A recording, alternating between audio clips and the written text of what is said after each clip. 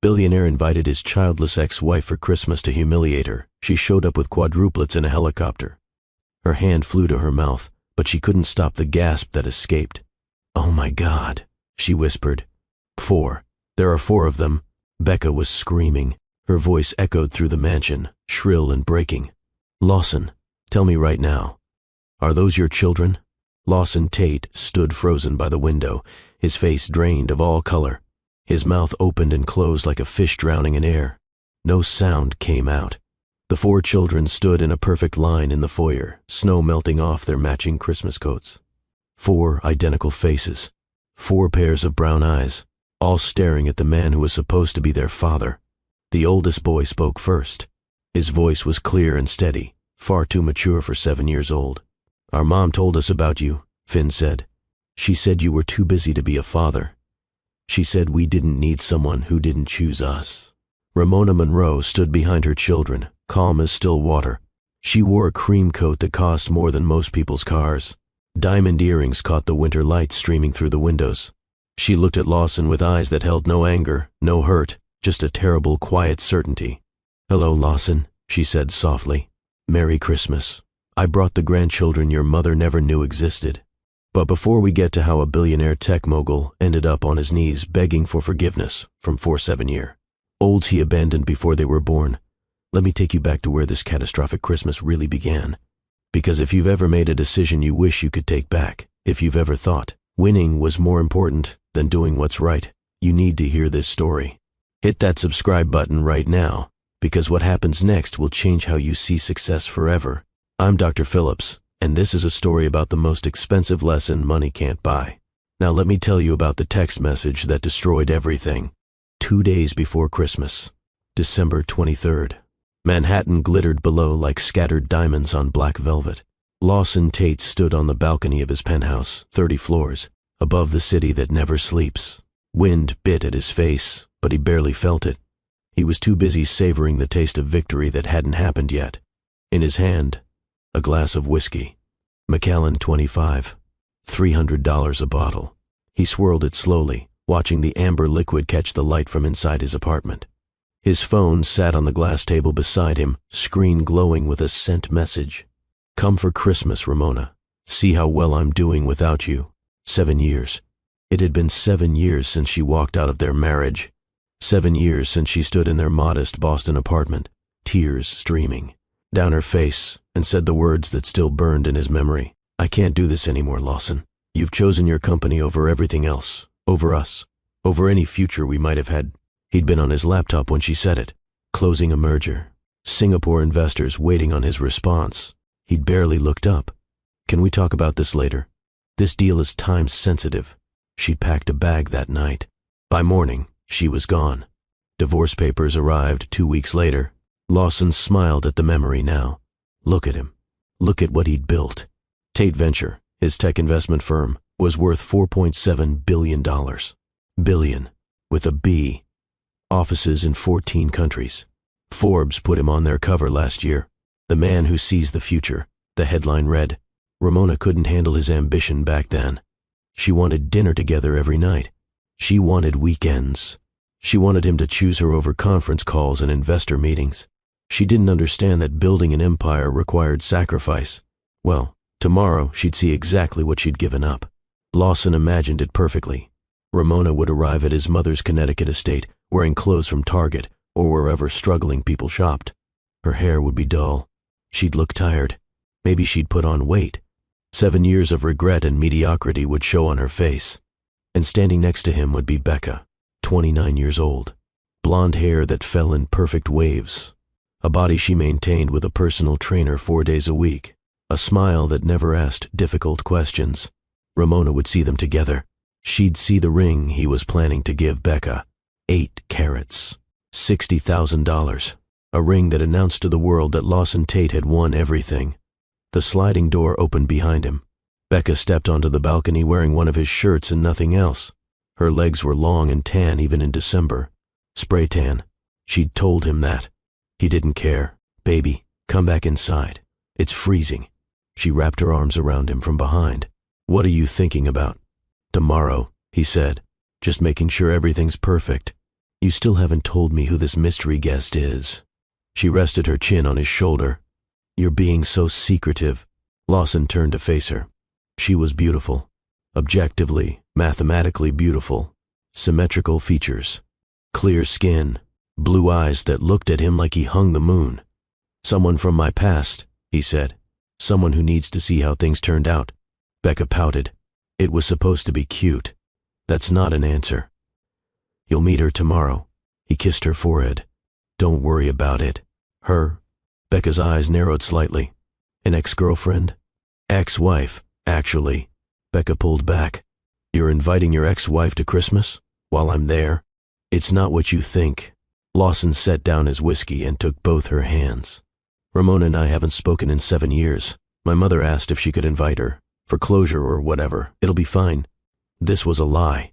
Helen hadn't asked to invite Ramona. Lawson sent the invitation himself from his mother's phone. But Becca didn't need to know that. I don't know, Becca said. It's kind of weird. Hey, Lawson tilted her chin up. You have nothing to worry about. Ramona is my past. You're my future, okay? She smiled. The concern evaporated from her face like it had never existed. Okay. They went back inside. The penthouse spread out around them.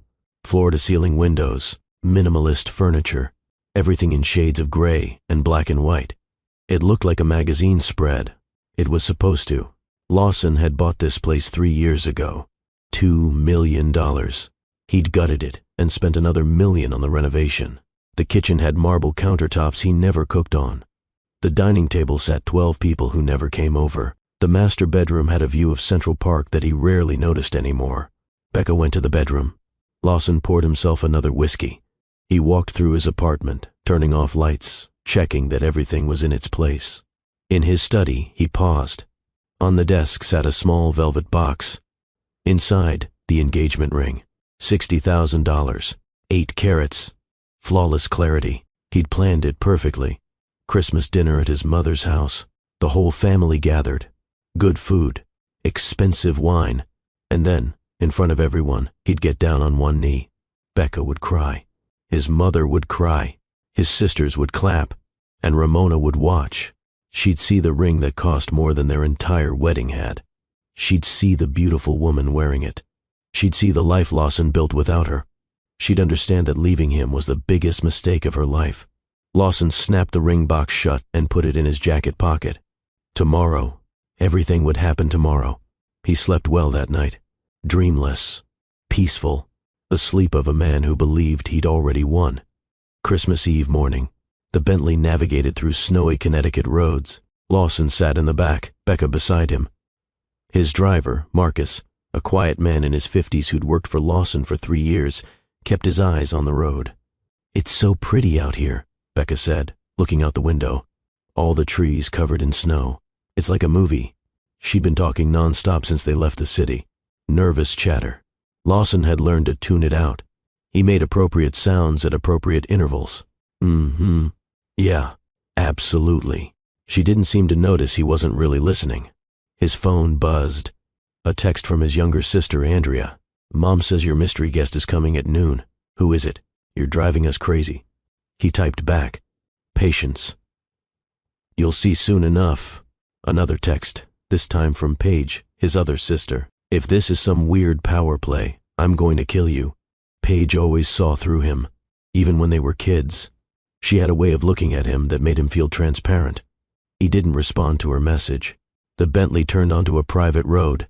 Bare trees lined both sides, their branches heavy with fresh snow. At the end of the long driveway sat the house. Estate, really. His mother's pride and joy. Helen Tate had bought it 15 years ago with money from her late husband, his life insurance, and her own retirement from the federal bench. 20 acres of Connecticut countryside, a restored colonial with 12 bedrooms, original hardwood floors, and a ballroom she used for charity events.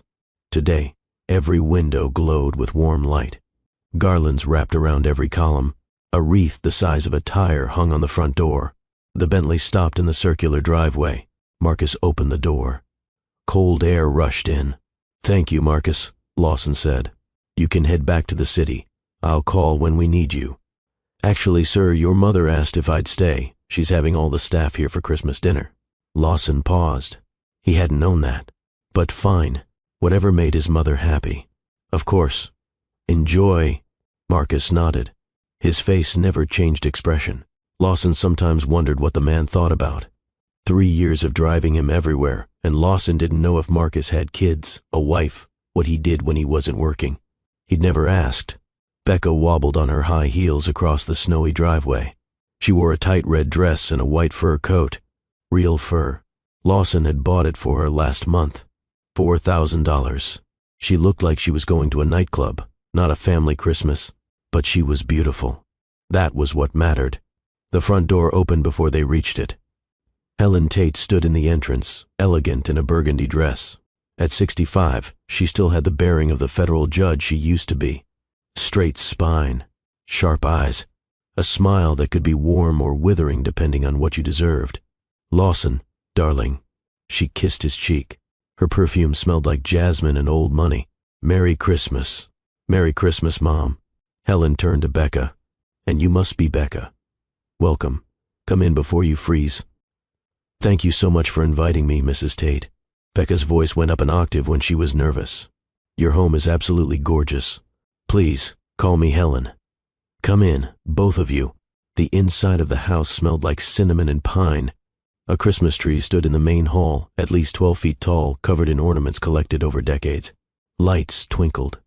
A fire crackled in the enormous fireplace. From deeper in the house, Lawson heard voices. Children laughing. His family was already here. They walked into the sitting room. Andrea stood by the fireplace, her husband Wesley beside her. Their twin boys, Owen and Oscar, were 8 years old, currently wrestling on the carpet while wearing matching sweaters. Uncle Lawson. They both jumped up and ran over. Lawson high, fived them both. Hey guys, being good? Mostly, Owen said. Sometimes, Oscar added. Andrea hugged her brother. She was 36, a cardiac surgeon at Yale New Haven Hospital. She'd inherited their father's analytical mind and their mother's work ethic. She looked at Lawson the way she looked at EKG results, searching for problems beneath the surface. So, she said, mystery guest? Patience. Paige emerged from the kitchen carrying a tray of cookies. Her wife, Ruth, followed with mugs of hot chocolate. Paige was 33, ran an art gallery in Manhattan, and had never, not once in her entire life, pretended to be something she wasn't. She set down the cookies and gave Lawson a long look. Whatever you're planning, I hope it's worth it. I'm not planning anything, just a normal family Christmas. Right. Paige didn't believe him. She never did. Ruth hugged Lawson. Merry Christmas. Try not to cause any drama today, okay? Me? Cause drama? He pressed a hand to his chest in mock offense. Everyone laughed. Becca stood slightly apart, smiling but uncertain. She didn't know these people. Lawson hadn't brought her around much. Thanksgiving last year. A birthday dinner for his mother in the summer. She was arm candy. Decoration. She understood that without it being said. Helen clapped her hands. Everyone sit. We have about 45 minutes before our guest arrives. Lawson, help me in the kitchen for a moment? It wasn't a request. Lawson followed his mother through the formal dining room into the enormous kitchen. Copper pots hung from hooks. A ham sat on the counter, waiting to go in the oven. The air smelled like brown sugar and cloves. Helen turned to face him. Her expression shifted. The warm hostess disappeared. The federal judge appeared. What are you doing, Lawson? I don't know what you mean. Don't insult my intelligence. You invited Ramona. Not me, you. I saw the sent message on my phone. You used my contact information to send her that invitation. Lawson should have known. His mother missed nothing. I thought it would be nice. Nice. Helen's voice could have cut glass. You haven't spoken to that woman in 7 years. You had your assistant tell her you wanted no contact when she tried to reach you after the divorce. Now suddenly you want her at Christmas? People change. Time passes. Maybe I want closure. Or maybe you want to show off. Helen crossed her arms. That girl out there, Becca. Does she know you're proposing today? Lawson's hand moved unconsciously to his jacket pocket where the ring box sat. How did you know? Because I'm your mother and I know you. Does she know Ramona is coming? I mentioned it. And does Ramona know you're proposing to someone else in front of her? It's not about Ramona. Then what is it about? Lawson met his mother's eyes. Ramona thought I'd fail. When she left, she said I cared more about success than people. I just want her to see she was wrong. Helen stared at her son for a long moment. When she spoke, her voice was softer. Sad. Oh, Lawson. She wasn't wrong. The words landed like a slap. You built an empire, Helen continued. You have more money than you could spend in 3 lifetimes. You're on magazine covers, but you're here planning to humiliate your ex-wife instead of just living your life. Does that sound like success to you? I'm not trying to humiliate her. I'm just being honest about how things turned out. If you were being honest, you'd admit this is about your ego. Helen touched his cheek. I love you. You're my son, but sometimes you make it very difficult to like you. She walked out of the kitchen before he could respond. Lawson stood alone among the copper pots and the smell of Christmas ham. His mother's words echoed in his head. You make it very difficult to like you. No. She didn't understand. None of them did. This wasn't about ego. This was about proving a point. Ramona walked away when things got hard. She gave up on him. She didn't believe in his vision. Well, his vision was worth $4.7 billion now. He'd earned the right to show her that. He went back to the sitting room. Everyone was gathered around the tree. Owen and Oscar were shaking wrapped presents, trying to guess what was inside. Becca sat on the couch next to Andrea, both of them looking at something on Andrea's phone. Wesley and Ruth were debating something about art. Paige was adjusting ornaments on the tree that didn't need adjusting. Helen stood by the window, looking out at the snowy lawn. Waiting. 11:45. 15 minutes until Ramona arrived. Lawson checked his phone. No messages. Would she actually come? Part of him wondered if she'd ignore the invitation. Maybe she'd moved on so completely that she didn't care about him anymore. Maybe she wouldn't even show up. But at 11:53, a sound started in the distance. Faint at first. A rhythmic thumping. Growing louder. Owen looked up from his present. What's that noise? The sound grew. Louder. Closer. The windows started to rattle. Ornaments on the Christmas tree shook. The whole house seemed to vibrate. Oscar ran to the window. Grandma, there's a helicopter. Everyone rushed to look. Through the falling snow, a sleek black helicopter descended toward the front lawn. Its rotors scattered powder and white clouds. The noise was deafening. Lawson started laughing. He couldn't help it. She rented a helicopter. That's so Ramona, always trying to make an entrance. But his laughter sounded wrong. Too loud. Slightly desperate. Becca grabbed his arm. Your ex-wife is arriving in a helicopter? Apparently. The helicopter touched down on the pristine lawn. Helen's carefully maintained grass disappeared under snow and wind. The rotors began to slow. Wesley pulled out his phone, recording. This is insane. The helicopter door opened. A woman stepped out. Lawson's laughter died in his throat. That couldn't be Ramona. Ramona was supposed to look tired, defeated. This woman looked like she'd stepped out of Vogue. She wore a cream-colored coat that probably cost $30,000. Her dark hair was cut in a sleek bob. Diamond earrings caught the winter sunlight.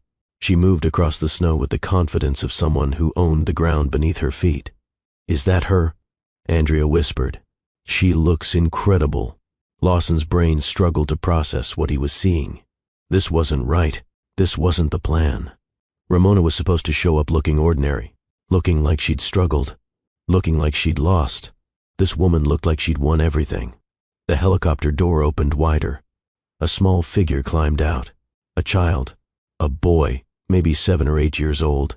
He wore a red peacoat, dark curly hair, light brown skin. He took the woman's hand. Then another child climbed out. Another boy. Same height. Same coat in a different color. Green. Oh my God, Paige breathed. Are those twins? A third child emerged. A girl this time. Green dress. Same face as the boys. Same height. Becca's fingernails dug into Lawson's arm. Lawson, who are those children? A fourth child climbed out. Another girl. Red dress. Identical to her sister. 4 children total. All the same age. All the same height. All wearing coordinated Christmas outfits. All 4 children turned toward the house. The morning light hit their faces. Lawson's knees went weak. The room tilted.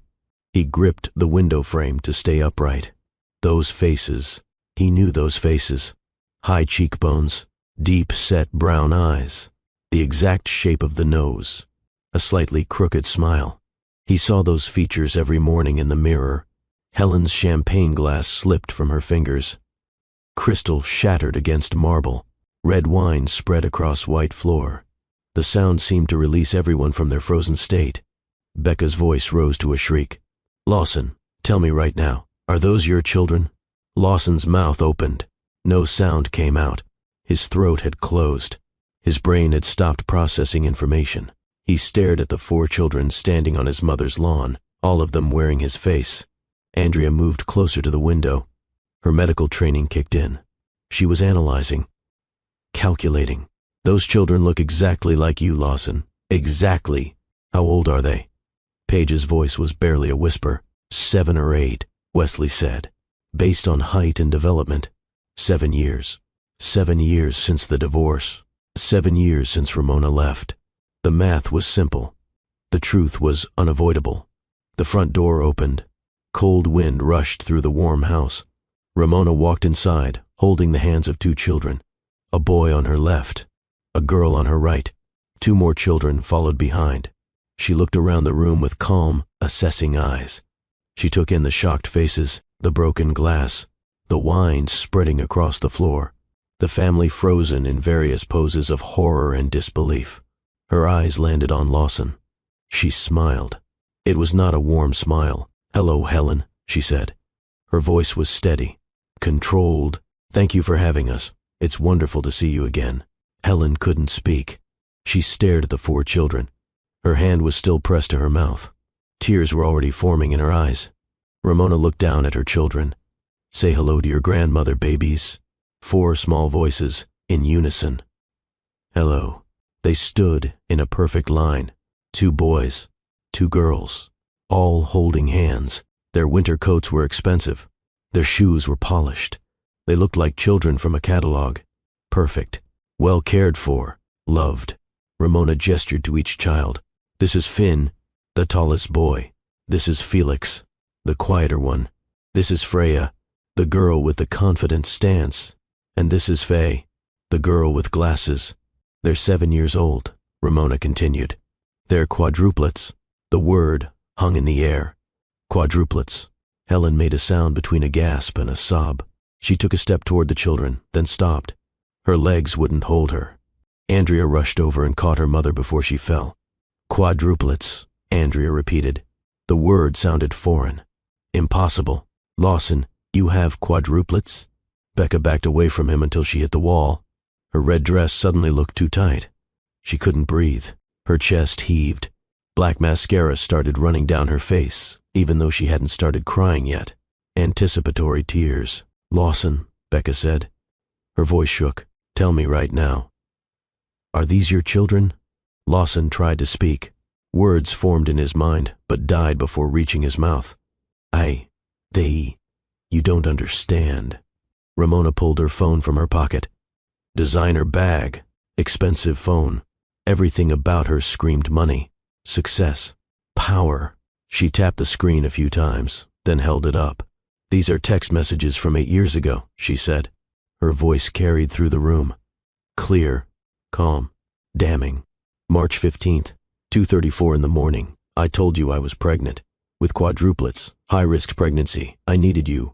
She scrolled. "Your response came 11 hours later. Can't deal with this right now. Closing the Singapore deal. We'll talk later." She scrolled again. "I texted you 6 more times over the next week. March 16th, March 17th, March 20th, March 22nd, March 25th, March 27th. Increasingly desperate, begging you to call me, to talk to me, to acknowledge what I'd told you." Her finger moved across the screen. "You never responded. On March 30th, I texted you one final time. I understand I'll handle this alone. Please don't contact me again." She lowered the phone and looked directly at Lawson. "You filed for divorce on April 1st. You had your lawyer include a clause that we would have no contact after the divorce was finalized. You changed your phone number. You told your assistant to refuse any calls from me. You moved to Denver for 6 months, then New York. You erased me from your life. Becca's voice was a whisper now. You knew she was pregnant? With 4 babies? Lawson looked at his family, all of them staring at him, waiting for an explanation. I was 27 years old. I was building a company. Do you know what 4 babies cost? Do you know the time commitment? I wasn't ready. So, you just left? Andrea's voice was cold, surgical, cutting. You just walked away from your pregnant wife? She should have been more careful, Lawson heard himself say. The words were stupid, indefensible, but they came out anyway. She should have. Stop talking. Helen's voice cut through the room like a blade. Stop talking right now. Lawson stopped. He'd never heard his mother use that tone. Not with him. Not ever. Helen walked toward the 4 children. She was crying openly now. She knelt on the hardwood floor in front of them, eye level. I'm your grandmother, she said. Her voice broke. I didn't know you existed. If I had known, I would have been there. I would have helped your mother. I would have held you when you were babies. I would have been there for every birthday, every Christmas, every single day. The 4 children looked at their mother. Ramona nodded. Permission to speak. Finn, the tallest boy, stepped forward. He looked at Helen with serious eyes. Our mom told us about you. She said you were nice. She said you probably didn't know about us because our father didn't tell you. Helen sobbed. She reached out, then stopped herself. Can I hug you? Is that okay? The 4 children looked at each other. Some silent communication passed between them. Then Freya, one of the girls, nodded. You can hug us, she said. Our mom said it would be okay. Helen pulled all 4 children into her arms. She cried into their hair, their little shoulders. 7 years of grandchildren she didn't know she had. 7 years of birthdays and Christmases and ordinary Tuesdays. All gone. All lost. Andrea and Paige rushed over. They knelt beside their mother. They touched the children's faces, their hair, trying to make them real. I have nieces, Paige whispered. I have nephews. Oh my God, what are your names again? Andrea asked. Tell me your names. I'm Finn, the oldest boy said. I like science and robotics. Felix, the quieter boy. I like art. I'm Freya, the confident girl. I take ballet. Faye, the girl with glasses. I like reading. 4 distinct personalities. 4 individual people. Not just copies. Not just statistics. Children. Lawson's children. Wesley stood nearby, his phone hanging forgotten in his hand. How did we not know? How did none of us know? Ruth looked at Lawson with something like disgust, because he never told anyone. He pretended they didn't exist. Becca pushed away from the wall. She walked toward Lawson. Her high heels clicked on the hardwood. Click, click, click, each step deliberate. She stopped in front of him. Mascara ran down her face in black rivers. Her lipstick was smeared. Her perfect appearance had crumbled. You told me you didn't have children, she said. I asked you directly. On our 3rd date, I said, do you have any kids? You said no. Becca, you told me your ex-wife was controlling, difficult. You said she didn't understand your ambition. You said the divorce was mutual. I can explain. You have 4 children. Her voice rose. 4, and you abandoned them. You knew she was pregnant and you just left. She looked at the children, then back at Lawson. Understanding dawned on her face. You brought me here to show off. You invited her here to humiliate her. You thought she'd show up looking poor and sad, and I'd be your trophy, your proof that you won. Lawson didn't answer. Couldn't answer. Becca started laughing. It was a terrible sound. Broken. But she's not poor, is she? She showed up in a helicopter. She's wearing clothes that cost more than my car. And she has 4 perfect children, while you have nothing but your ego. She grabbed her purse from the couch. Her coat. Her hand shook so badly she could barely button it. Becca, please, let's just go outside and talk about this. No. She shook her head. We're done. We are so done. I wasted 2 years on you. 2 years, and you're exactly what she said. You care more about winning than people. She pulled out her phone. Her fingers trembled as she opened an app. I'm calling an Uber. Don't follow me. Don't call me. Lose my number. You can't just leave. We came together. Becca looked at him with something like pity. Watch me. She walked to the front door. Helen appeared beside her. "Sweetie, let me drive you. You don't need to wait for a car. I'll take you wherever you need to go." "Thank you," Becca whispered. "I just need to leave. I can't be here." "I understand. Get your things." Becca didn't have things to get. She had her purse. Her phone. That was enough. She opened the front door. Cold air rushed in. Snow was still falling. She looked back one time. Not at Lawson. At the 4 children clustered around their mother and grandmother. "They're beautiful," Becca said quietly. "You threw away something beautiful. I hope it was worth it." She walked out. The door closed behind her. Her heels clicked on the porch, then faded as she walked down the driveway. Lawson stood in the middle of his mother's sitting room.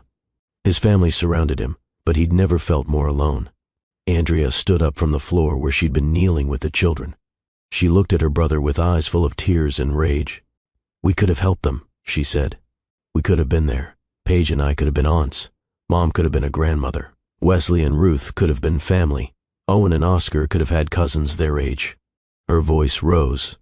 "Do you understand what you stole from us? Not just from Ramona, not just from these children, from all of us. We missed 7 years because you were too much of a coward to face what you'd done." "I wasn't a coward," Lawson said weakly. "I was focused. I was building something important." Paige stood up too. Her face was blotchy from crying. "Building something important? You built a company. Congratulations. But you destroyed a family. You abandoned 4 babies. 4. Wesley, always quiet, always diplomatic, spoke up. "I don't understand how someone does that. How do you know 4 babies are coming and just walk away?" "You don't know what it was like," Lawson said. "I was 27. I was poor. The company was barely surviving. 4 babies would have destroyed everything. So you destroyed them instead," Ruth said quietly. "I didn't destroy them. Look at them. They're fine." Ramona had been silent through all of this, letting his family tear him apart. But now she spoke. "Let me tell you what fine looked like," she said. Her voice was still calm, still controlled, but underneath, something sharp. "I was pregnant with high-risk quadruplets. I had hyperemesis gravidarum. That's severe nausea and vomiting. I lost 15 pounds in the first trimester. I was hospitalized twice for dehydration." She took a step closer to Lawson. "I had to quit my job. I had no income. I had no savings because we'd put everything into your company. Remember? My salary paid our rent while you built your dream." Another step. "I moved to Philadelphia to live with my cousin Trish. She gave me her guest room. I slept on a futon surrounded by storage boxes. I was so sick, I couldn't stand for more. Then 10 minutes without vomiting, but I had to work, so I got a job answering phones at a medical office, sitting down, trash can next to my desk, for when I got sick." The children watched their mother. They'd heard this story before, but they listened like it was new. The babies were born 6 weeks early. March 15th became April 29th. 4 tiny humans. Finn was 4 pounds, 2 ounces. Felix was 3 pounds, 15 ounces. Freya was 4 pounds even. Faye was 3 pounds, 12 ounces. Ramona's voice wavered for the first time. They stayed in the NICU for 3 weeks. I sat in that hospital day and night. I pumped milk every 2 hours. I held them when the nurses said I could. I sang to them. I promised them I would give them everything even though I had nothing. Helen was crying again. So was Andrea. Paige had her hand over her mouth. The hospital bill was $87,000. My cousin's insurance covered some of it. The hospital wrote off some as charity care, but I still owed $42,000. I paid it off over 5 years, $300 a month, every month. While raising 4 babies alone, she looked at Lawson with eyes that held no forgiveness. "So yes, they're fine, but not because it was easy, not because I had help, because I worked 3 jobs, because I taught myself to code at night while breastfeeding 4 infants, because I refused to let them grow up thinking they weren't wanted." Finn stepped away from Helen. He walked over to his mother and took her hand. Felix followed. Then Freya. Then Faye. All 4 children formed a protective circle around Ramona. Finn looked at Lawson, 7 years old, but with eyes that seemed much older. "Our mom told us about you. She said you chose your company over us. She said some people run away when things get hard. She said you were one of those people." "I didn't run away," Lawson said. I needed time to build something." "You had time," Felix said quietly. You had 8 years. You just didn't want us. The simple truth. From a 7-year-old. Devastating. Freya crossed her arms. Family shows up. That's what Mom always says. Family shows up even when it's hard, especially when it's hard. You didn't show up. Faye, the one with glasses, tilted her head. You made a choice. Choices have consequences. Mom teaches us that. 4 children. 4 different personalities. All saying the same thing. You failed us. Lawson felt something crack open in his chest. Something he'd kept locked away for 7 years. Guilt. Shame. The knowledge that they were right. But admitting they were right meant admitting he'd wasted 7 years. It meant admitting he'd chosen wrong. And Lawson Tate didn't choose wrong. Lawson Tate won. Always. How much do I owe you? He asked Ramona. For child support. 7 years. 4 kids. How much? The room went quiet. Everyone stared at him. Ramona reached into her designer bag. She pulled out a manila folder. She walked across the room and handed it to him. My lawyers calculated it based on Connecticut child support guidelines and your income. This is the official filing. We submitted it to the court 2 days ago. Lawson opened the folder. Legal documents. His name. Ramona's name. 4 children's names. All spelled out in legal language. At the bottom of the first page. A number. $1,800,000. The folder slipped from his hands. Papers scattered across the floor. The numbers seemed to pulse. Growing larger. Filling his vision. 1.8 million? His voice came out as a croak. That can't be right. 4 children. 7 years. The state requires minimum monthly support based on parental income. You make, what, $5 million a year in salary alone? Not counting stock options and bonuses. The calculation is correct. I don't have that kind of liquid cash. Then you'll need to sell assets. You have 30 days to make the first payment, $90,000. Then monthly payments of $15,000 until the back support is covered. Lawson's brain tried to do the math. How long would it take to pay off $1.8 million at $15,000 a month? Years. It would take years. I'll pay it, he said. I'll transfer the money today, right now. All of it. Ramona smiled. It didn't reach her eyes. I don't want your money, Lawson. He looked up, confused. Then why? I don't need your money. Let me tell you what happened after you abandoned us. She walked to the couch and sat down, crossed her legs. Completely comfortable. In control. The 4 children sat on the floor around her feet. I was working 3 jobs when the babies turned 2, Ramona began. Medical office receptionist during the day, waitress at night, and I'd taught myself to code. I started freelancing, building websites for small businesses. $50 here, $100 there. She paused. Let them absorb this. I kept coding. Every night after the kids went to bed, I had an idea for an app. A platform to help patients coordinate care between multiple specialists. I dealt with it myself. 4 babies meant 4 pediatricians, specialists, therapies. I was drowning in appointments and prescriptions and referrals. Andrea leaned forward. She knew where this was going. She couldn't breathe. I built Connect Health, Ramona said. Started as a simple app, basic interface, free to use. It went viral in chronic illness communities. People with diabetes, heart conditions, cancer. They needed to coordinate between 5, 6, 10 different doctors. My app did that. She smiled. A real smile this time. Healthcare systems started reaching out. Hospitals wanted to license it. Insurance companies wanted to integrate it. I hired developers. I expanded. I built a company. Connect Health, Andrea whispered. You built Connect Health. I use it at the hospital. We all use it. It's everywhere. 3 years ago, MedTech Global offered to buy it. $2.1 billion. I accepted. Kept 20% equity. Started a venture capital firm investing in female-founded health tech companies. The number hung in the air. $2.1 billion. Lawson felt the room tilt. His vision blurred. Ramona sold her company for $2.1 billion.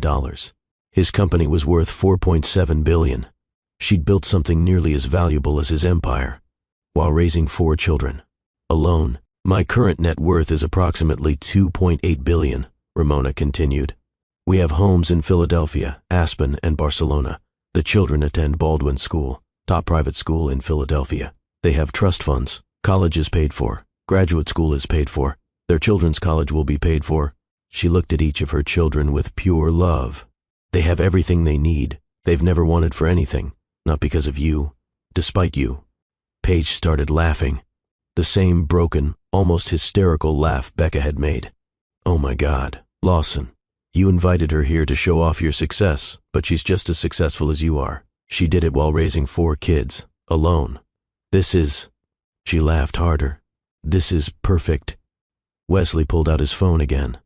Wait, Connect Health. The sale was in the news, I remember. Forbes did an article. The single mother who built a billion-dollar company. He looked at Ramona with awe. That was you. That was me. Helen walked over to Ramona. She sat beside her on the couch. Took her hand. Why didn't you tell me? Why didn't you reach out? I would have helped. I would have given you anything. Because Lawson made it very clear he wanted nothing to do with us. I wasn't going to force my children on a family that might reject them. I couldn't risk their hearts like that. They'd already been rejected by their father before they were born. I wouldn't put them through that again. We wouldn't have rejected them, Andrea said fiercely. Never. They're family. I know that now. But 8 years ago, I didn't know. Lawson told me you all agreed the divorce was for the best. He said you supported his decision to cut contact. Helen's face went white. He told you what? Ramona looked at Helen with sad eyes. After I told him I was pregnant, I called your house 3 times. I wanted to talk to you, to Andrea and Paige. I thought maybe you could help me reach him. Every time, Lawson answered. He said you all knew about the pregnancy. He said you agreed it was better if we had no contact. He said you supported his decision to move forward without the burden of children. Helen stood up. She walked toward Lawson. Her face had transformed into something he'd never seen before. Pure fury. You told her we knew. Helen's voice was deadly quiet. You told her we supported abandoning 4 babies? Mom, I can explain. Explain? Helen's hand flew up. For a moment, Lawson thought she might actually slap him. She'd never raised a hand to him in his entire life. You looked that pregnant woman in the eye and told her your family agreed she should raise quadruplets alone. You made her think we abandoned her too. I was trying to make a clean break. It was easier if... The slap came. Hard. Across his face. The sound echoed through the sitting room. Everyone froze. Owen and Oscar, the 8-year-old twins, stared with wide eyes. The quadruplets watched without expression. Andrea covered her mouth. Paige looked like she might cheer. Helen had never hit any of her children. Not once. Not ever. Lawson's cheek burned. He touched it, shocked. Get out, Helen said. Mom, get out of my house, right now. I don't want to look at you. These are my children. I have a right. You have no rights. Helen's voice rose to a shout. You gave up your rights when you abandoned them, when you lied to their mother, when you erased them from existence because they were inconvenient. Andrea stepped forward. Lawson, leave. Before this gets worse. It can't get worse, Paige added. But you should still leave. Lawson looked around the room.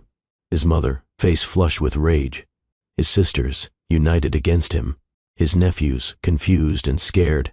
Ramona, calm as still water, watching him drown. And 4 children. His children, looking at him with eyes that held no warmth, no recognition, no love. Strangers. His own children were strangers. Can the first... His voice cracked. Can I see them again, the children? Can I have a chance to... Ramona stood up. She smoothed her expensive coat. That's not my decision to make. That's theirs. She looked down at the 4 children. Babies, do you want to see Lawson again? Do you want him to be part of your life? The children looked at each other. That silent communication again.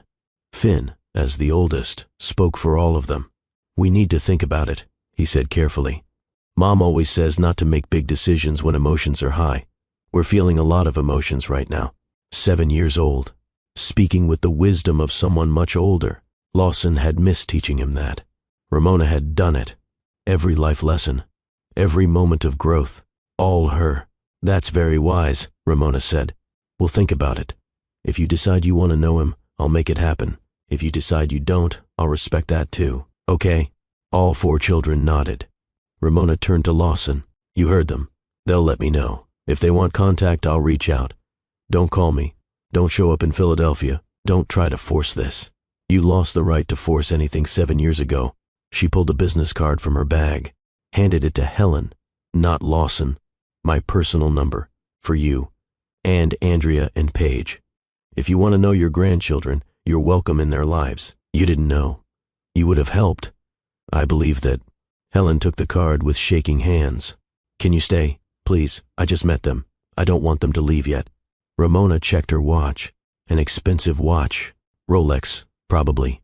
We can stay for a few hours. We're flying back to Philadelphia this evening. School starts back on Monday. Flying back in the helicopter? Yes. My pilot is waiting at a hotel nearby. I'll text him when we're ready. Helen grabbed Ramona's hands. Thank you. Thank you for bringing them. Thank you for giving us this chance. You're their grandmother. They deserve to know you. Helen turned to Lawson. Her expression hardened again. Leave, now. We're going to spend time with our grandchildren, without you. Lawson stood there. Part of him wanted to argue, to demand his rights, to claim his place. But what place did he have? These children didn't know him. His family hated him. His girlfriend had left him. His grand plan had exploded in his face. He grabbed his coat, walked to the door, stopped, looked back one more time. The 4 children had moved closer to Helen. She was kneeling again, asking them questions. What did they like to eat? What were their favorite subjects in school? Did they like their grandmother's house? They were smiling, tentative, careful, but smiling. Lawson walked out into the snow. The helicopter sat on the lawn, dark and silent. His Bentley was gone. Marcus must have driven it somewhere. He was alone. He pulled out his phone, called an Uber, 45 minutes away. He'd wait outside, in the cold, where he belonged. The front door opened. He turned, hoping irrationally that someone had changed their minds. Wesley stepped out, Andrea's husband. He closed the door behind him. Came to stand next to Lawson. That was brutal, Wesley said. I deserved it. Yeah, you did. Wesley wasn't unkind, just honest. But for what it's worth, I've seen people come back from worse. Have you? Lawson's voice was hollow. I'm a surgeon. I see people make terrible decisions every day. Ignore symptoms. Avoid treatment. Let things get worse because they're scared or stubborn or proud. Some of them die, but some of them wake up. They realize they almost lost everything. They change. They fight. They survive. Wesley put his hand on Lawson's shoulder. You almost lost everything today. Actually, you did lose everything today. The question is whether you're going to wake up or keep pretending you're fine. I don't know how to fix this. Start by being honest. With yourself. With them. You were scared. You were selfish. You made the worst decision of your life. Say it. Mean it. Then spend the rest of your life proving you've changed. Wesley went back inside. Left Lawson alone in the snow. The Uber arrived. A tired-looking Honda Civic. The driver was a middle-aged woman listening to Christmas music. She tried to make small talk. Lawson gave one-word answers until she gave up. She drove him to the train station. He took Metro North back to the city. Grand Central was packed with Christmas travelers. Families. Children. Everyone looked happy. Lawson rode the subway to his stop, walked to his building. The doorman wished him Merry Christmas. He didn't respond. His penthouse was dark, empty, exactly as he'd left it. Nothing had changed here. Everything had changed, everywhere else. He sat on his couch, pulled out his phone, opened his photo app. He had no pictures of his children. None. 7 years of their lives, and he had zero documentation that they existed. He opened his browser, typed in Ramona Monroe Connect Health. Articles appeared. Hundreds of them. Forbes, Wall Street Journal, TechCrunch, Bloomberg, all with her face. She was famous. Not as famous as him, maybe, but famous enough. He clicked on the Forbes article. The single mother who built a billion-dollar company. There was a photo of Ramona in her office. Behind her on the wall, a large photo. 4 babies, tiny, in hospital beds, wires attached, NICU, his children, on the day they were born, the day he wasn't there. He read the article, every word. I was 7 months pregnant with quadruplets when my husband filed for divorce, Ramona was quoted. I had no income, no support system, no plan, but I had 4 reasons to survive. 4 reasons to build something better. The hardest moment was sitting in the NICU, looking at 4 premature babies, and realizing I was completely alone. Their father wasn't coming. No one was coming. It was just me. That moment could have broken me. Instead, it made me. I tell my children that obstacles are opportunities. When someone tells you no, you find another way. When someone abandons you, you build your own family. When someone says you can't, you prove them wrong. The article went on. Her company's growth, her investment strategy, her net worth. But Lawson couldn't stop looking at the photo. 4 tiny babies, all fighting to live, all without their father. He clicked on another article, this one from a parenting magazine. Tech CEO Ramona Monroe on raising quadruplets alone. Another photo, the children around age 4, matching outfits, big smiles, holding hands. They looked happy, loved, secure. People ask how I do it all, Ramona was quoted. The answer is, I don't. I do what matters. I show up for my children. Everything else is negotiable. Business meetings can be rescheduled. Conference calls can be missed.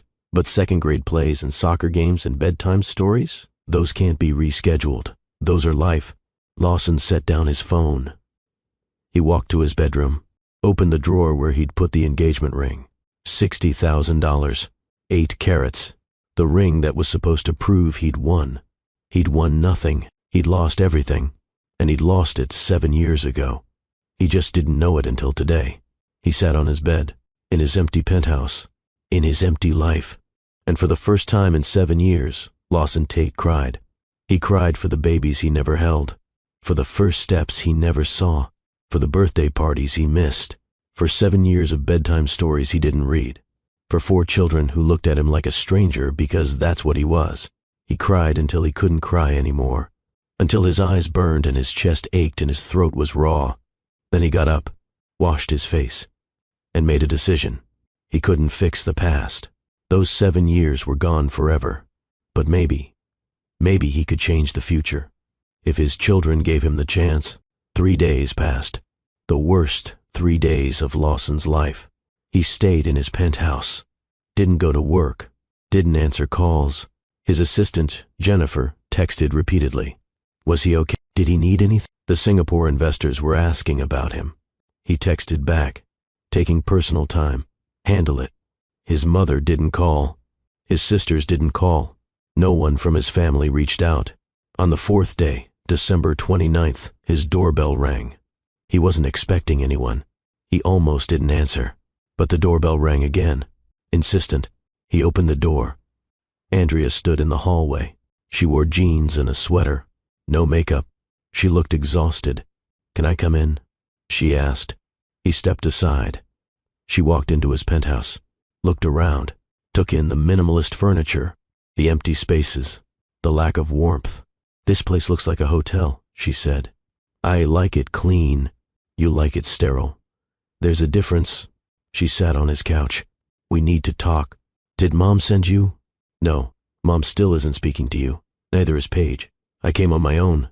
Lawson sat in the chair across from her. Why? Because I'm a surgeon. I fix things. And you're broken. Andrea leaned forward.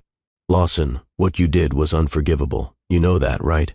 There's no excuse, no explanation that makes it okay. I know. But, she paused. I spent the last 3 days with those children. With Ramona. They stayed at Mom's house through yesterday. We talked. A lot. Lawson's heart jumped. How are they? The kids. Are they okay? They're incredible.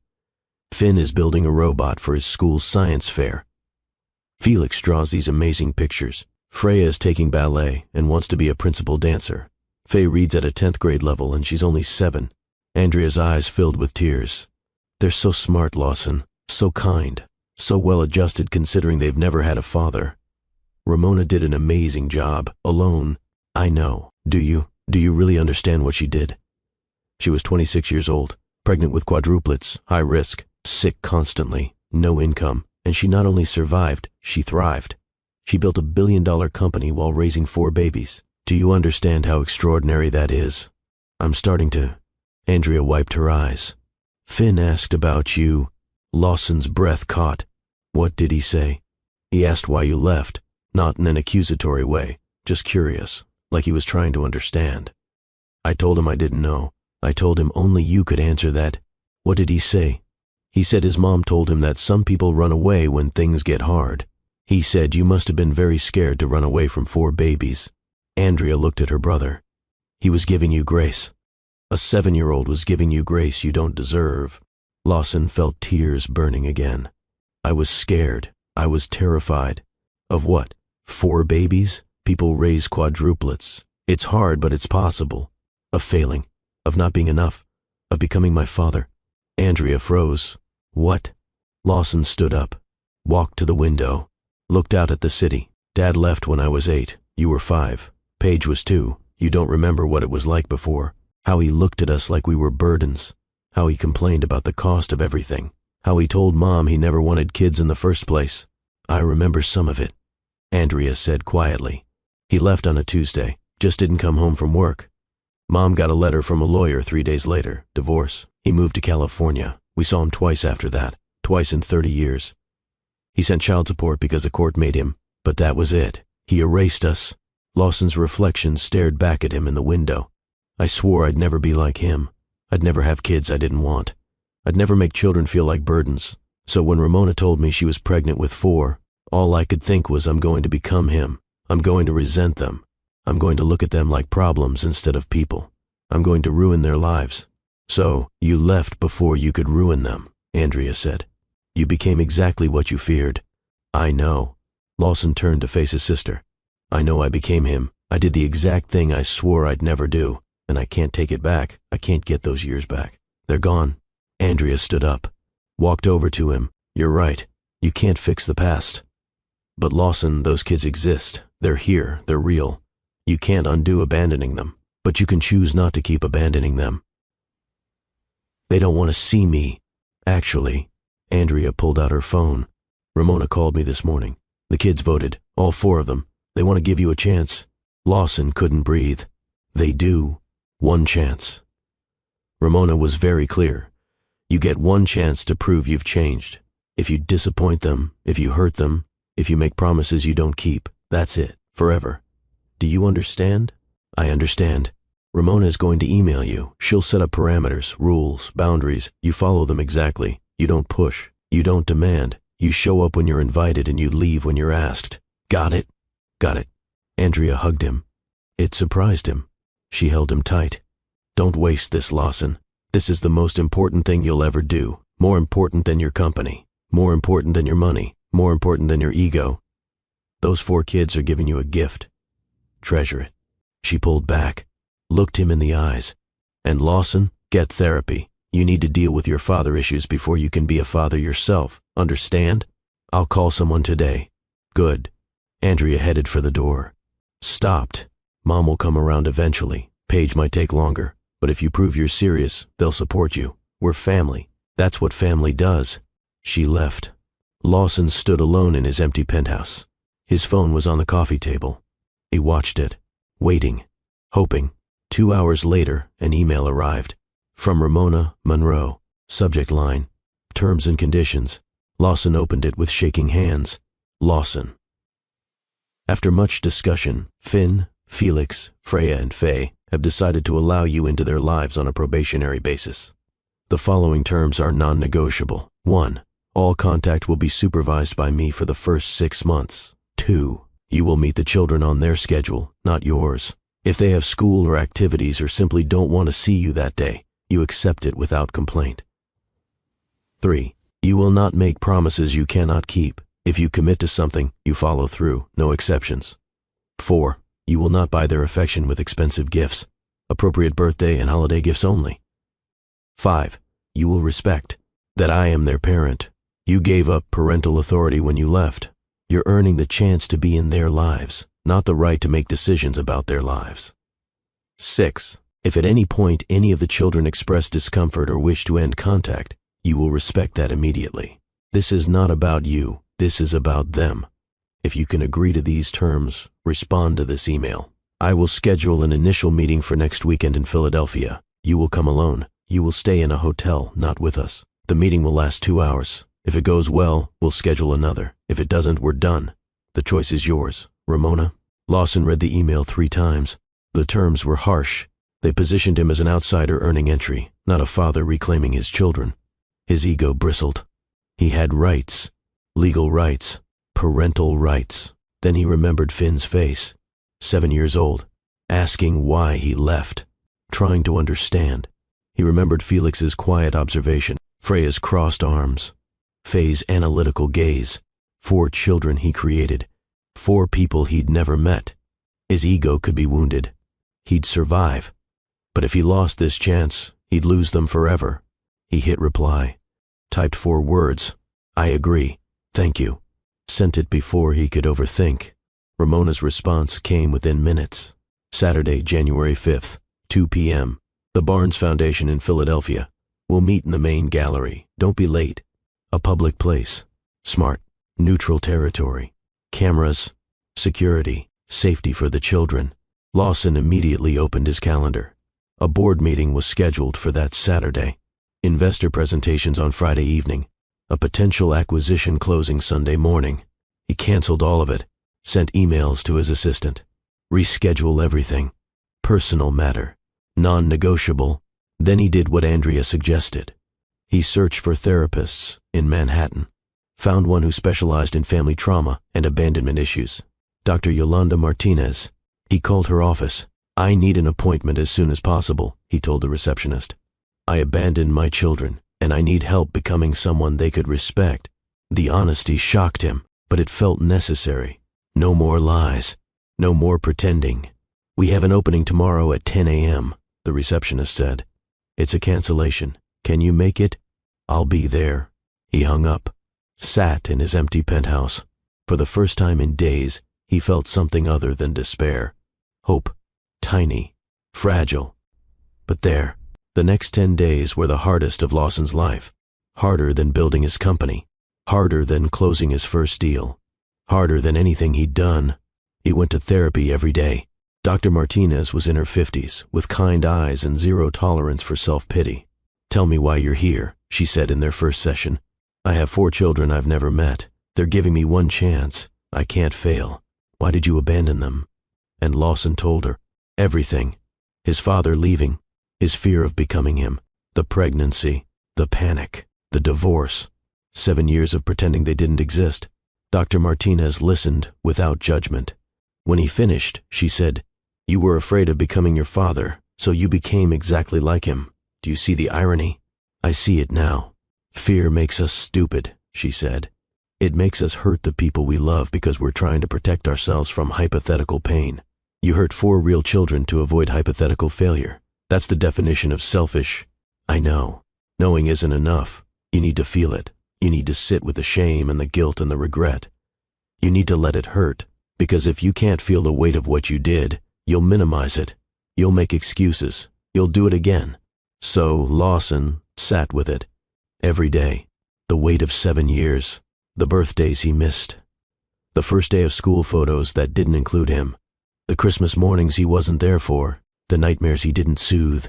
The scraped knees he didn't bandage. The report cards he didn't celebrate. 7 years of absence. Tangible. Heavy. Real. Dr. Martinez gave him homework. Write a letter to each child. Not to send. Just to process. What would he say if he could say anything? He spent a week on the letters. Wrote and rewrote. Crossed out lies and excuses until only truth remained. "Dear Finn, I don't know you. That's my fault. I should know your favorite color and your favorite food and what makes you laugh. I should know if you're afraid of the dark, or if you sleep with a stuffed animal, or if you like your sandwiches cut in triangles or rectangles. I should know everything. Instead, I know nothing. I'm sorry.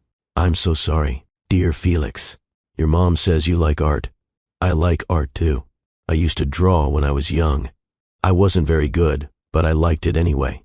I wonder if you got that from me. I wonder what else you got from me. I wonder what you got from your mom. I wonder who you are. I should know who you are. I'm sorry I don't.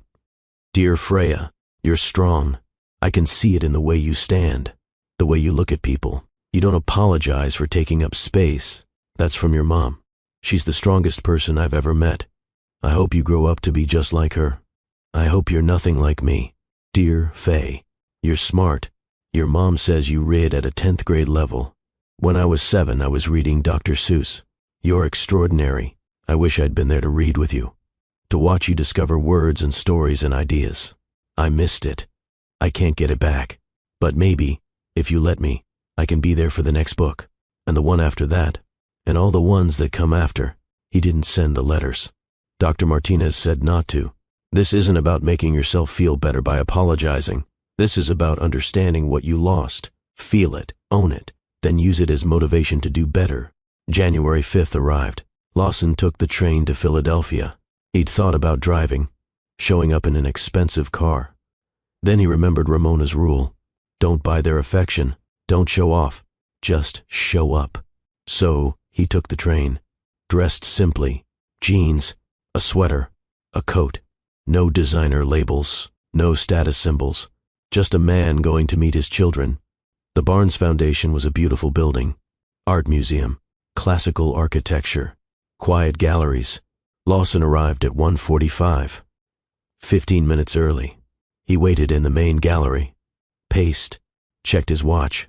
1:50, 1:55, 1:58. At exactly 2 p.m., the door opened. Ramona walked in. Behind her, 4 children, all wearing winter coats. Finn in red, Felix in blue, Freya in green, Faye in purple. They stopped 10 feet away. 4 children and their mother. A unit, complete without him. Lawson's throat closed. He couldn't speak. Ramona spoke first. You came. I said I would. People say lots of things. She looked at her children. Babies, this is Lawson. He's your biological father. You can call him Lawson, or you can call him Dad, or you can call him nothing at all. Whatever feels right to you. Finn stepped forward. The brave one, the leader. Hi, Lawson. Hi, Finn. Lawson's voice cracked. It's good to see you again. You too, I guess. Felix waved from behind his brother. Shy, uncertain, Freya crossed her arms. Faye adjusted her glasses and watched him like he was a puzzle to solve. There's a children's activity in the education wing, Ramona said. Art project. They can do that while we talk. Or if you prefer, you can do the activity with them. I'd like to do it with them, Lawson said immediately. If that's okay with them? The 4 children looked at each other. That silent communication. Finally, Finn nodded. Okay, you can come. The education wing had tables set up with art supplies. The project was creating self-portraits using mixed media, collage, paint, markers, fabric scraps. About a dozen other children were there with parents. The Quadruplets chose a table. Lawson sat with them. Ramona sat at a table nearby, close enough to supervise, far enough to give them space. For a long moment, no one spoke. The children gathered supplies. Finn took scissors and magazines. Felix grabbed paint. Freya chose fabric scraps. Faye collected markers. Lawson watched them work. The way Finn's tongue stuck out slightly when he concentrated. How Felix hummed quietly while he painted. Freya's decisive movements. Faye's methodical organization of materials. What are you making? Lawson asked. Finn looked up. Self-portrait. It's supposed to show who we are. That's a cool project. I'm putting robots on mine, Finn said. Because I like building things. Your mom told me you're making a robot for the science fair. Finn's face lit up. Yeah. It's a solar-powered water purification system. For places that don't have clean water. That's incredible. How did you learn to do that? YouTube videos mostly. And Mom got me a robotics kit for my birthday. I've been working on it since September. Can I see it sometime? The robot? Finn shrugged. Maybe, if you're still around.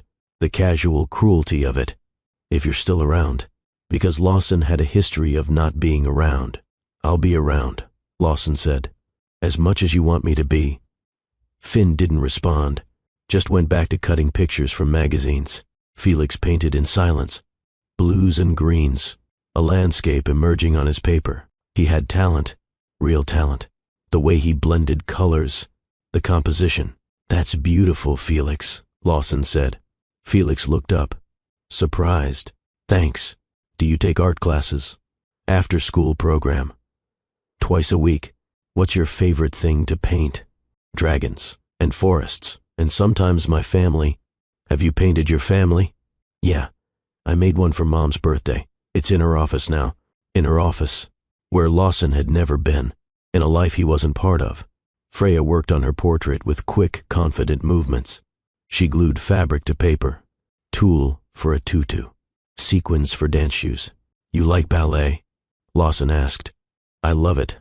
I'm going to be a principal dancer when I grow up. I bet you will be. You seem very determined. Mom says determination is more important than talent. You have to work hard every day. Your mom is right. She's right about most things. Freya looked at him directly. She said you left because you were scared. Is that true?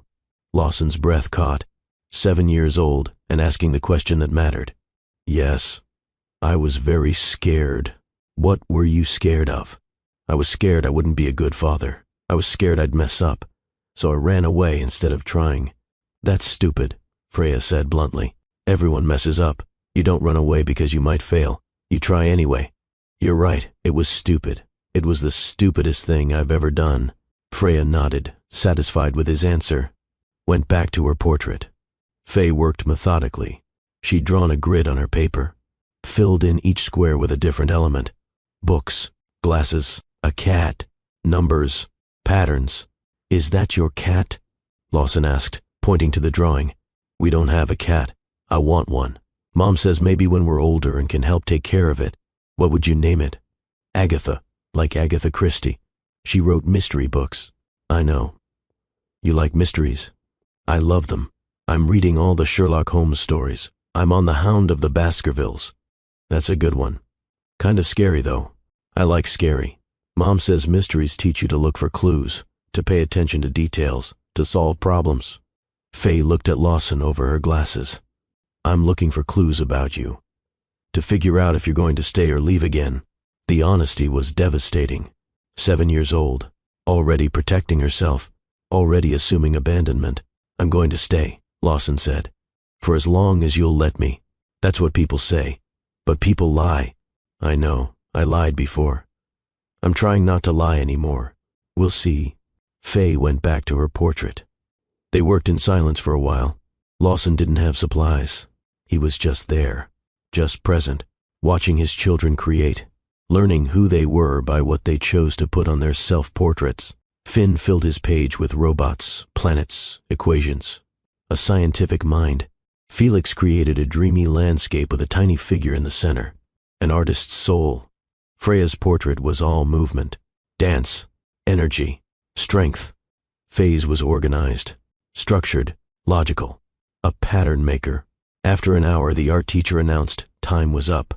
Clean up time. The children carefully set their portraits aside to dry. Ramona came over. Time to go, babies. We have dinner with Grandma Helen tonight. Grandma's coming to Philadelphia? Finn asked. She's already here. She came yesterday. She's staying all weekend. She wants to see you every day. The children's faces lit up. In just a few days, they'd bonded with their grandmother. Helen had that effect. Unconditional love. No hesitation. No fear. Unlike their father. Can Lawson come to dinner? Felix asked. Everyone looked at him.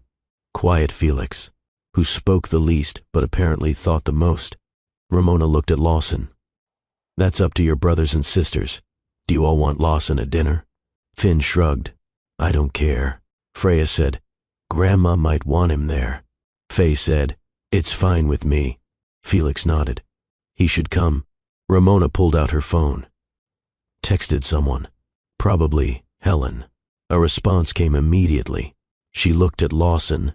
Helen says you're welcome. Dinner is at 6. We're eating at her hotel, the Logan. Do you know it? I'll find it. Don't be late.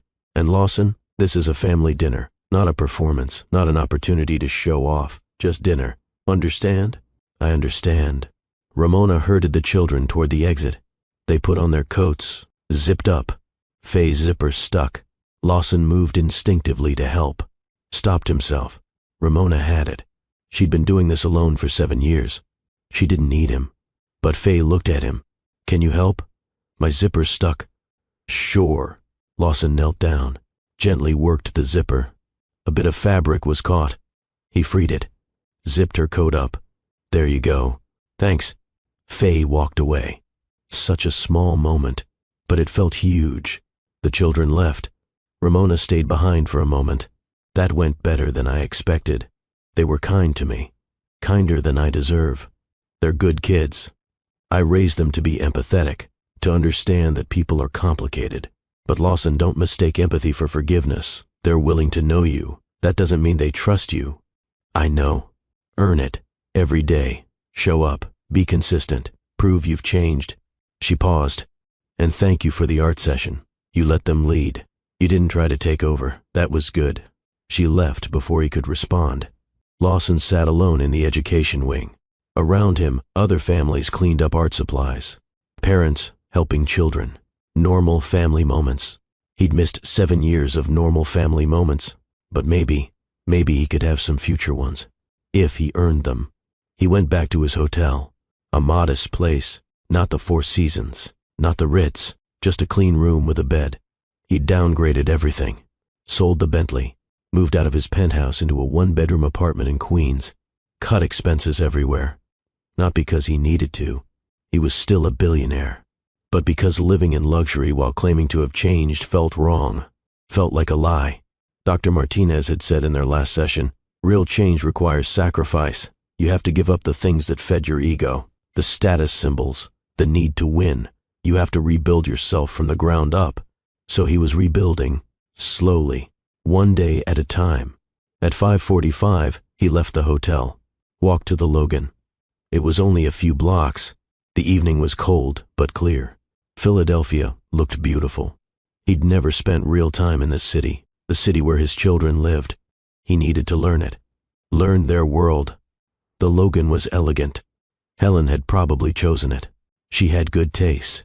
The restaurant was on the first floor. Warm lighting, white tablecloths, not stuffy, welcoming.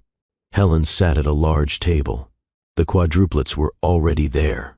So was Andrea, and Paige, and their spouses, and Owen and Oscar, the whole family. Lawson stopped in the doorway, uncertain. Helen saw him. Her expression was still cool, still hurt, but she gestured to an empty chair. Sit. You're late. He checked his watch. 5:58. I'm 2 minutes early. If you're not early, you're late. Sit down. He sat.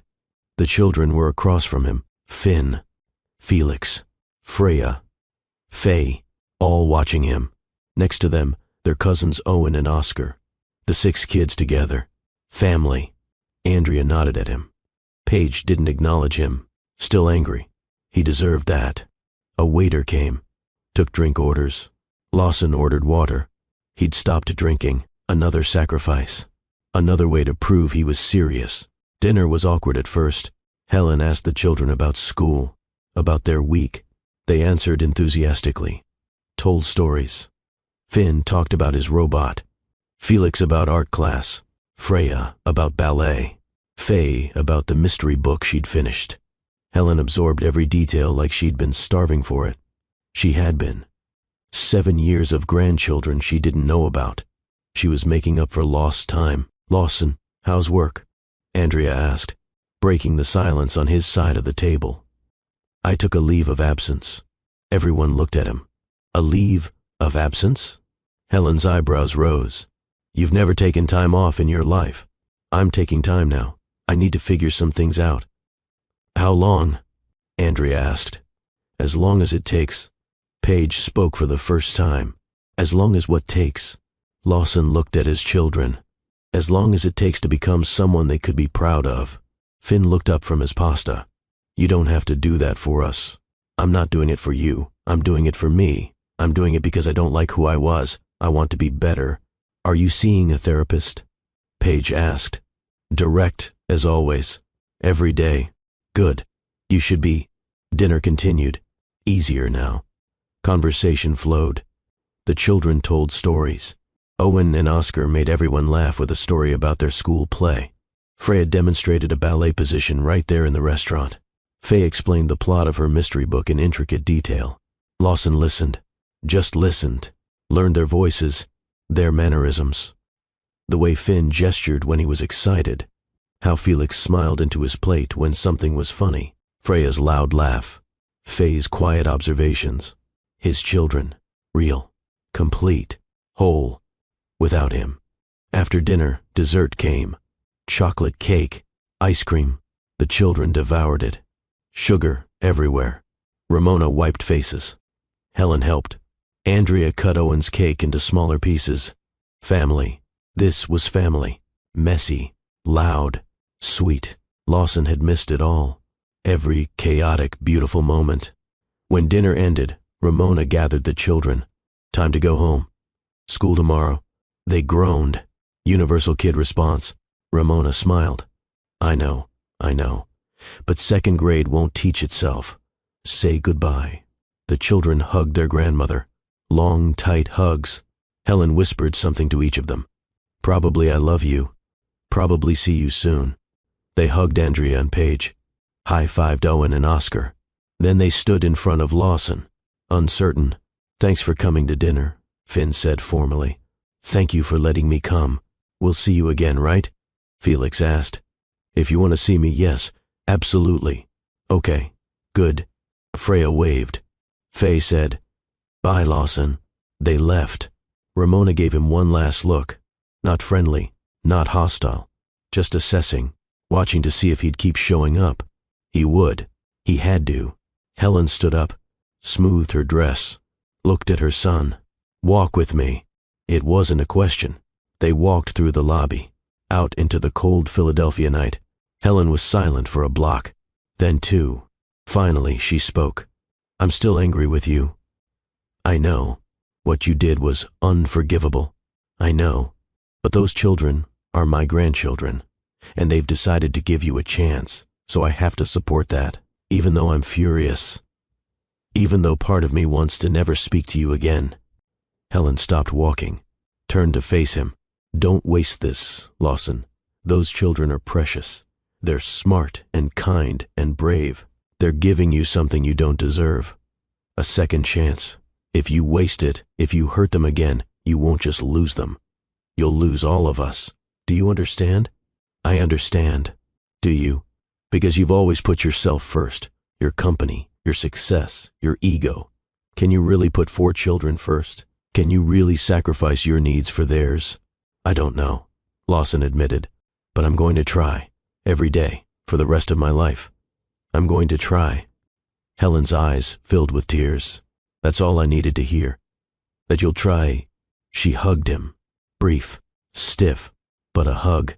Prove it. Prove you've changed. Show me the son I thought I raised. She went back into the hotel, left Lawson on the sidewalk. Philadelphia traffic rushed past. People walked by with their lives, their families, their normal Tuesday evenings. Lawson stood there and made a promise. To himself, to his children, to the universe. He would show up. Every time, every day, for as long as they'd let him. And he would earn the right to be called their father. Now, if you're still with me, if this story is hitting you in the heart, I need you to do something. Hit that like button. Share this video with someone who needs to hear it.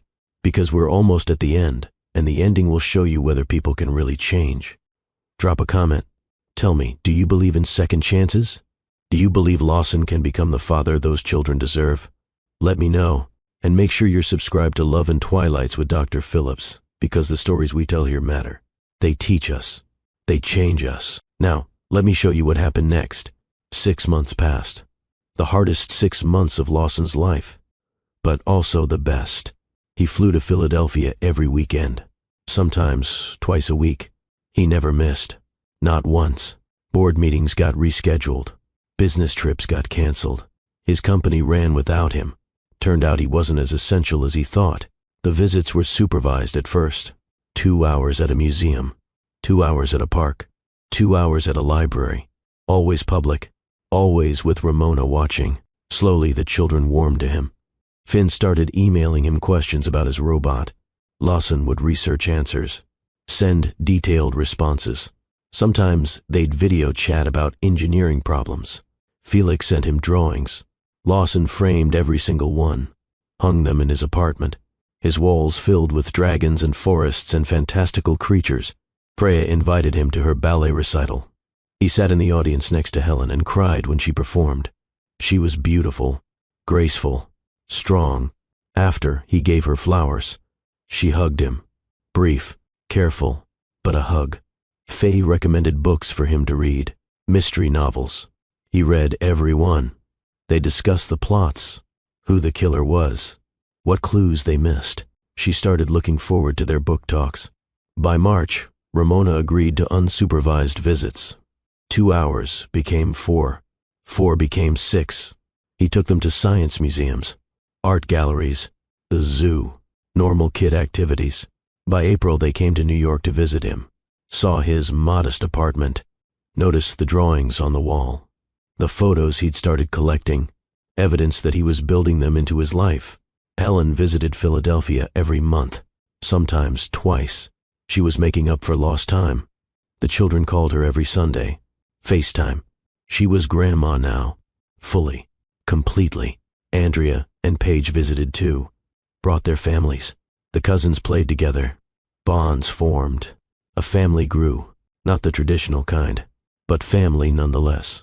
In May, Finn's science fair happened. Lawson flew to Philadelphia, sat in the school gym with Ramona and Helen, watched Finn present his solar-powered water purification system. First place. The judges were unanimous. Finn's face when they called his name, pure joy.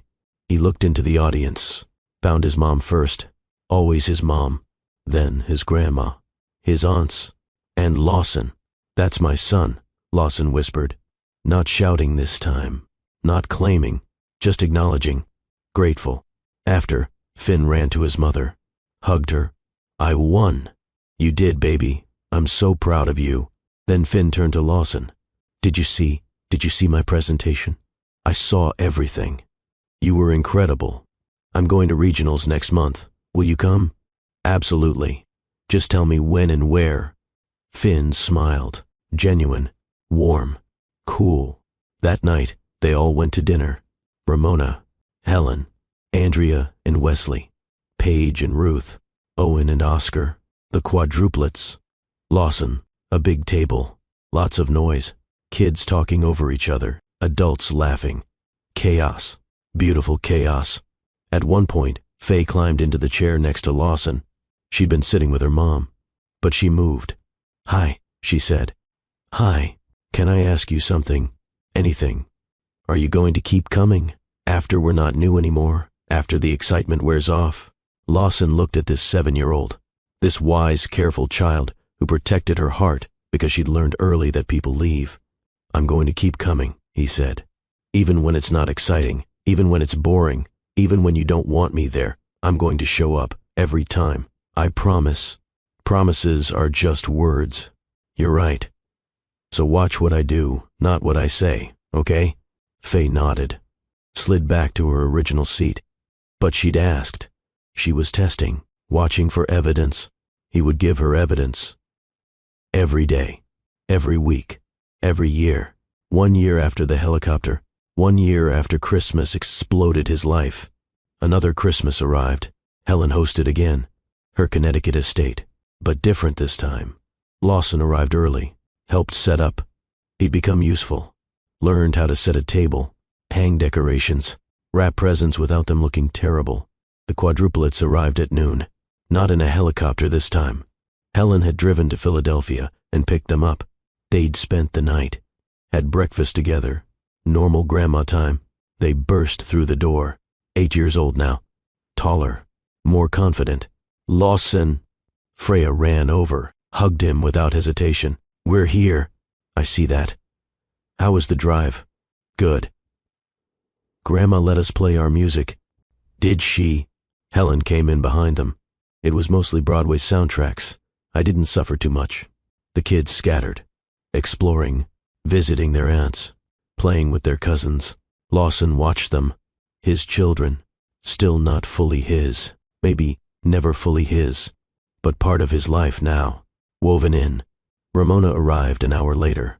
She'd driven separately, always maintaining some distance, some boundary.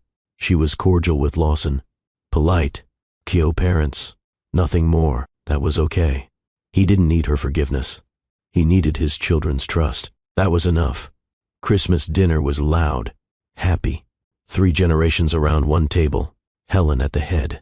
Her children and grandchildren surrounding her, everyone she loved in one place. After dinner, presents. The kids tore through wrapping paper.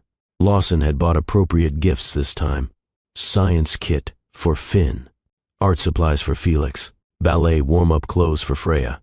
Book series for Faye. Thoughtful, personal, not expensive, just right. Then Finn handed him a wrapped box. "This is from all of us. You got me a present?" "Mom said we should, if we wanted to." Lawson opened it carefully. Inside, a frame, a photo, the 6 kids. Owen, Oscar, Finn, Felix, Freya, Faye, all together at Thanksgiving, smiling, happy. Below the photo, text.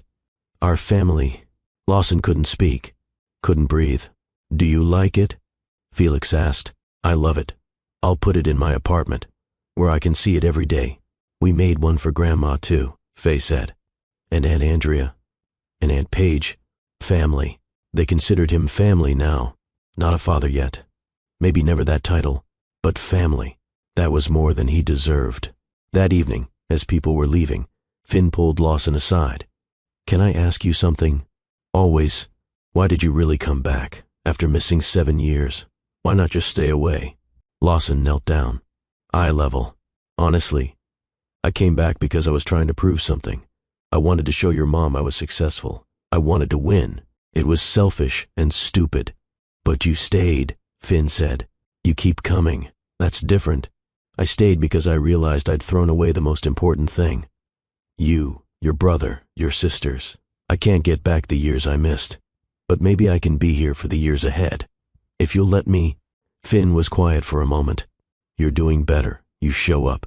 You remember things we tell you. You don't make promises you can't keep." "I'm trying." "I know. We see it." Finn paused. "I think maybe someday I could call you Dad. Not yet. But maybe someday." Tears burned Lawson's eyes. "Whenever you're ready. Or never. I'll be here either way." Finn nodded. Ran off to join his siblings. Lawson stood in his mother's house. Watched his family. His mother laughing with her grandchildren. His sisters playing a game with their kids. Ramona talking to Ruth about art. His life looked nothing like it had a year ago. He'd lost his penthouse, his Bentley, his status symbols, his trophy girlfriend, his ego. He'd gained something infinitely more valuable. Connection, purpose, love. His company was still successful, still worth billions. But it didn't define him anymore. 4 children defined him now. 4 people he was learning to love, to serve, to show up for. Dr. Martinez had been right. Real change required sacrifice. He'd sacrificed his old life, his old self, the man who valued winning over people. And he'd become someone new, someone better, someone those 4 children might someday be proud of. As families left, heading home through the snow, Lawson helped clean up, packed leftovers, washed dishes, made himself useful. Helen came into the kitchen, handed him a dish towel. "You've changed." "I'm trying." "No, you have. I see it. The way you are with them, the way you listen, the way you put them first. You've actually changed. It's the most important thing I've ever done. More important than your company. So much more important. The company will exist after I'm gone. But those kids, they'll carry pieces of me forward. The good pieces, I hope. If I do this right." Helen hugged him. "You're doing it right. Keep going." That night, Lawson took the train back to the city. His apartment waited. Small, modest, but full of drawings and photos and evidence of children he loved. He put the framed photo they'd given him on his nightstand. Our family. He'd see it first thing every morning, last thing every night. A reminder of what he almost lost, of what he'd been given, of what he had to protect. He opened his laptop, sent an email to Finn, Felix, Freya, and Faye. "Thank you for today. Thank you for letting me be part of your Christmas. Thank you for giving me a second chance. I know I didn't earn it, but I promise I'll spend the rest of my life trying to be worthy of it. Love, Lawson." He hit send, closed his laptop, turned off the light. Tomorrow, he'd wake up and do it again. Show up. Be present. Prove through actions, not words, that he'd changed for the rest of his life. However long they'd let him, he would be there, because that's what fathers do. Real fathers. Not perfect fathers, just present ones. And Lawson Tate was finally learning to be present. So let me leave you with this. If Lawson's story taught you anything, let it be this. Success isn't what you build, it's who you show up for. It's not about winning, it's about being there when it matters. Lawson tried to humiliate his ex-wife and ended up humiliating himself. But he got something better than victory. He got transformation. He got a second chance. Now, what are you doing with your chances? What relationships have you neglected? What have you sacrificed on the altar of success? Who needs you to show up? Hit that like button right now if this story changed something in you. Subscribe to Love and Twilights with Dr. Phillips for more stories that matter, stories that teach, stories that transform. Drop a comment and tell me your story. Tell me about a time you chose wrong but got a second chance. Tell me about forgiveness, about change, about becoming better. Share this video with someone who needs to hear that it's never too late to change, that showing up matters, that love is a verb, not a feeling. I'm Dr. Phillips. Thank you for listening. Thank you for being here. Remember, the best time to start showing up was yesterday. The second best time is right now. Go. Show up. Be present. Love loudly. I'll see you in the next story.